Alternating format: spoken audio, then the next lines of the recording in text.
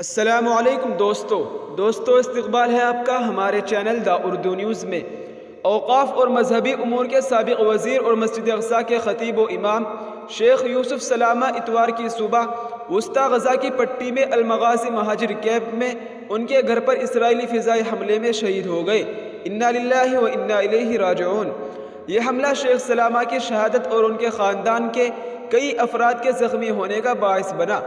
سرکاری فلسطینی خبر رساں ایجنسی وفا نے یہ اطلاع دی ہے۔ شیخ سلامہ 1964 میں المغازی مہاجر کیمپ میں پیدا ہوئے، جہاں اس وقت ان کا گھر واقع ہے۔ ناظرین، آپ کو بتاتے چلے کہ ان کا خاندان جو اصل میں بیت تیمہ کے قصبے سے تعلق رکھتا تھا، 1948 میں نکبہ کے دوران بے گھر ہو گیا تھا۔ شیخ سلامہ کئی باوقار عہدوں اور ذمہ داریوں پر فائز رہے، جس میں اوقاف اور مذہبی امور کے وزیر، الازہر انسٹیٹیوٹ میں اکیڈمک کونسل کے سیکریٹری شامل ہیں۔ انہوں نے غزہ کی جامعہ الازہر میں بطور لیکچر بھی خدمات انجام دی۔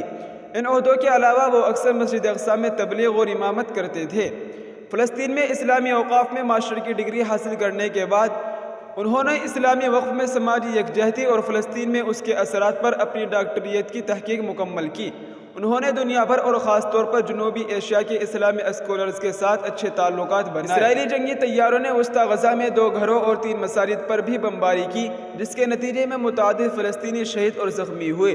غزہ کی وزارت صحت کے مطابق غزہ میں 7 اکتوبر سے شروع ہونے والی اسرائیل کی نسل کشی میں اب تک 21,822 فلسطینی ہلاک اور 56,451 زخمی ہو چکے ہیں۔